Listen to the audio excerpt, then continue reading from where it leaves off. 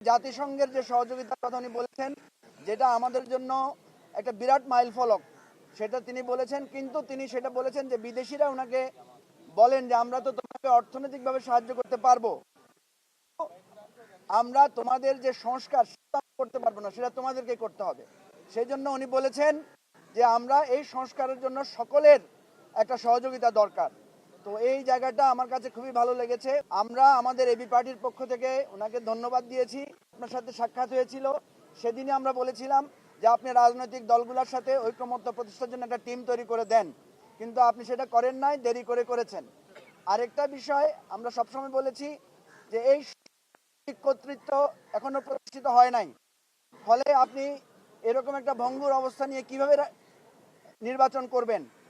আমরা স্পষ্টভাবে বলেছি স্থানীয় নির্বাচন করেন, জাতীয় নির্বাচন আগে করেন, কিন্তু আপনার প্রশাসনিক কর্তৃত্বটা লাগবে। আমি ওনাদের পরামর্শ দিয়েছি যে একজন উপদেষ্টা আপনারা ছদ্মবেশে বের হন, ছিনতাইকারীর কবলে পড়লে থানা থেকে আহ্বান করলে পুলিশের কি সাহায্য পাওয়া যায় এটা আপনারা সরেজমিনে দেখেন। আমার এই বক্তব্যের পরে সবাই সেখানে করতালি দিয়ে সমর্থন দিয়েছে। আমরা মনে করি এই সরকার ক্ষমতায় আছে ঠিকই, কিন্তু তাদের কর্তৃত্বটা এখনো সুস্পষ্টভাবে হয় নাই, ফলে এরকম কর্তৃত্বহীন অবস্থায় যে কোনো নির্বাচন হবে আমাদের জন্য বিপজ্জনক।